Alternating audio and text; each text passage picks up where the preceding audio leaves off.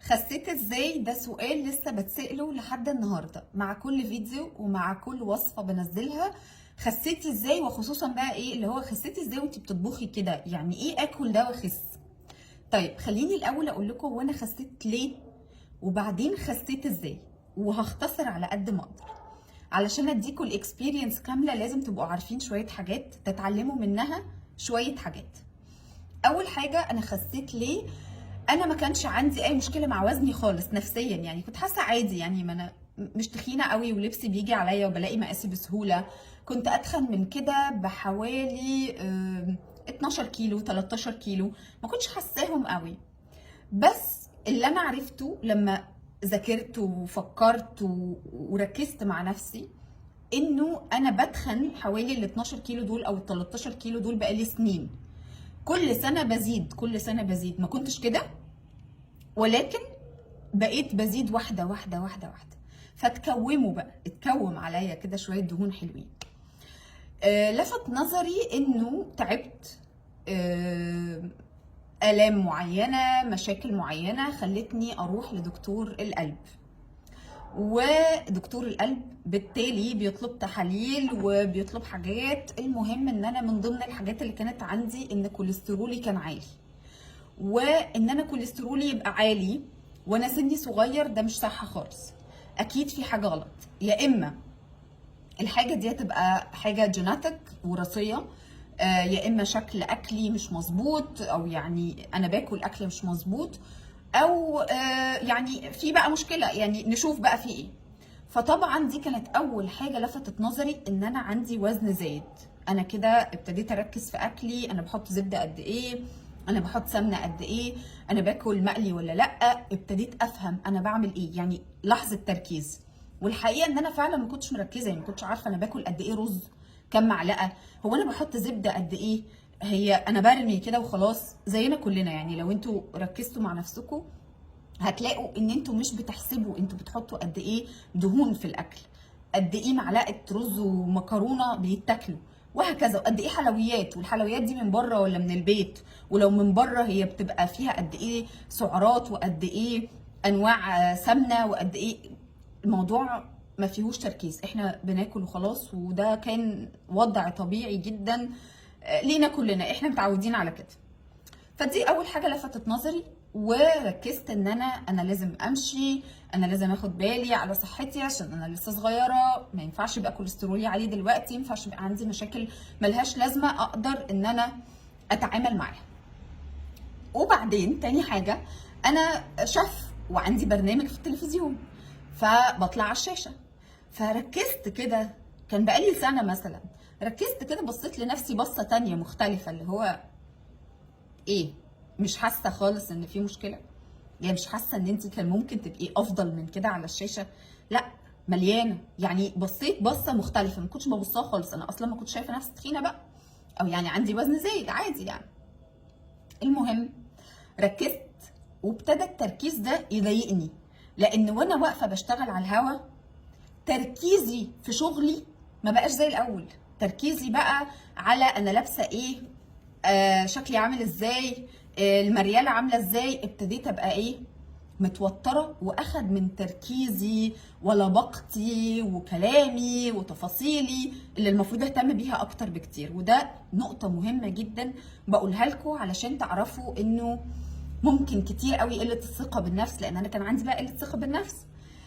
قلة الثقة بالنفس تاخد من استمتاعنا بخروجه، تصوير مع صحابنا، قاعدة مع العيلة، قاعدة مع صحابنا، تاخد من الحلو اللي الموجود، اللي المفروض يبقى موجود في خروجه او كده. هبقى قاعدة في الخروجه مركزة انا اتخن ولا اللي قدامي اتخن، باين عليا ولا مش باين عليا، البنطلون ضيق ولا السويتشيرت فيه مشكله، التصوير هقف في النص ولا هقف في الجنب ولا هعمل ايه.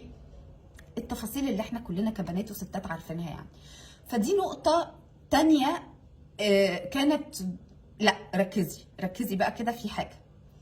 اخدت قرار وقلت انا لا، انا هروح لدكتور وهروح اخس وكل حاجه.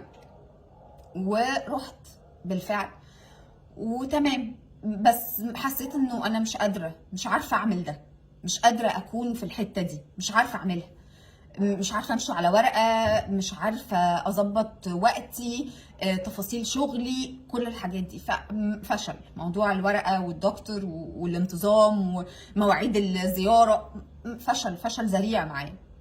المهم رحت للصيام المتقطع، قلت اجرب، فشل برضو، ما انبسطتش خالص. وشرحت قبل كده ليه انا والصيام المتقطع ما تصاحبناش مع بعض. كان عندي معاه شويه حاجات ومشاكل، وما حسيتش ان انا مبسوطه، بل وبالعكس انا كنت هتخن اكتر. يعني لما خلصت ال10 ايام بتوعي انا كنت خارجه بقى من رمضان عايزه بقى ايه بقى، عايزه الكحك. يعني كنت حاسه ان انا ايه، من فضلكم دخلوني بقى اكل كحك وبسكوت وغريبه، لان احنا خلصنا الصيام. فلا، ما كانش برضو الطف حاجه، لان انا عندي شويه شراهه للحلويات مش حلوه قوي. فقررت انه انا هدرس الموضوع وهركز وهشوف انا الاول بعمل ايه والمشكله فين، وانا بحب اعمل ايه من حاجه الدايت دي. ده انا والله بحب شويه شوربه الخضار، ده انا بحب انا ما باكلش رز كتير على فكره، بس ممكن اقلله. بس انا يعني بقول لكم كده، وانا اصلا كنت باكل حوالي 8 معالق رز، 9 معالق رز. ايه ده، لا ده انا هخليهم 4. المكرونه لا ده انا هخليها كذا. انا الحلويات هقننها، هقلل. وابتديت اركز في النشويات والحلويات طبعا المقلي. انا ما كنتش باكل مقلي كتير بصراحه، بس ركزت اكتر ان انا ما اكلش مقلي كتير. وابتدي بقى ايه، ابدل، احط في الفرن، اشرب ميه كتير، اتمشى النهارده 10 دقايق، بكره ربع ساعه، ممكن كمان يومين اتمشى ساعه. الافيلبل اللي عندي. والدايت هيتعمل من اكل البيت، يعني من اكل البيت، مفيش اوبشن تاني. هتاكلي من اكل البيت اللي انا بطبخه لاولادي. هاكل رز وخضار وسلطه، هاكل حته مكرونه بشاميل صغيره معاها البروتين بتاعها، معاها السلطه، في بروتين في البشاميل، يبقى خلاص هاكل سلطه. هبتدي احبب نفسي في السلطه. فكان في شويه عادات لطيفه ابتديتها. وعايزه اقول لكم انه بجد البدايه الصح كانت كلها في نقطه مهمه جدا، هو ان انا مسامحه نفسي لو لخبطت. يعني هلخبط وهكمل، مش هاحبط، مش هقول لا ما خلاص باظت. فما قلتش لحد ان انا عامله دايت خالص عشان محدش يضايقني، اللي هو ايه ده بتاكلي وانت عامله دايت؟ ازاي الدايت باظ؟ بس رايحه جايه تقول لنا ان انت عامله دايت. عارفين انتوا التنمر اللذيذ ده؟ ما بسميهوش تنمر والله، بس هو ممكن يكون بيوصلنا للاحباط، يعني بيخلينا نحبط. فكبرت دماغي خالص من ان انا اقول لاي حد، بقيت بس باكل قليل، بهتم قوي بان انا اكل سلطه على قد ما اقدر. اي لخبطه مفيش اي مشكله، انا لخبطت فتمام، انا بكره مكمله. فنقط مهمه قوي حطوها في بالكم، انه الاستمراريه وانك تسامحي نفسك وتكوني طيبه مع نفسك، دي حاجه مهمه قوي قوي قوي. تعرفي انت بتخسي ليه؟ لان انت لو عرفتي السبب هيبقى بطل العجب. يعني هنعرف احنا بنخس عشان صحتنا، بنخس عشان محتاجين نلبس كويس، محتاجين ثقتنا في نفسنا تبقى احلى، محتاجين ان احنا نشوف نفسنا خاسين وشكلنا كده عاجبنا اكتر. على الرغم من ان انا على فكره من بعد ما خسيت لحد دلوقتي كومنتس بتيجي بتاعت شكلك كان احلى، شكلك عجزتي، بقيتي عجوزه، بقيتي مريضه، كل الكلام الغريب ده ولا بيفرق معايا طبعا. ولكن خدوا بالكم من ان حد يقوله لكم فيفرق معاكم، فتقولوا ايه ده انا عجزت، ده انا وشي خس، ده انا مش عارف ايه. على فكره الدهون في الاول بتخس من كل حته، احنا بنخس كلنا، كل حاجه، وشي، كتافي، كل حاجه، حتى المناطق الصعبه جدا بتخس، ولكن بيبان عليها بصعوبه لانها هي امله، هي الاكتر. فبتخس بيبان عليها بس في الاخر شويه. وبعد شويه، بعد ما خلاص بتريحي وبتبتدي تثبتي وزنك، توزيع الدهون تاني بيرجع، للوش بيرجع تاني، فبنرجع احسن، بنرجع شكلنا برضو حلو وجميل. ولكن مش شرط ابقى يعني حلوه وتخينه كده علشان ابقى دي المقاييس. فلا، ما تبصيش للكلام ده خالص، وركزي على هدفك على قد ما تقدري. وزي ما بقولك، اعرفي انت بتخسي ليه، استمري، سامحي نفسك.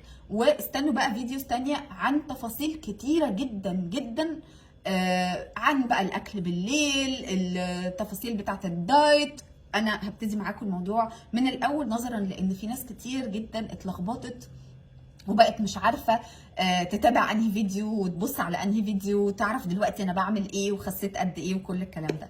فانتظروا الفيديو اللي جاي كمان، ولو عجبكم الفيديو بليز تعملوا شير ولايك وكومنت، ومستنيه الكومنتس بتاعتكم علشان هرد عليها كلها، فانا بستناها على فكره. بس كده.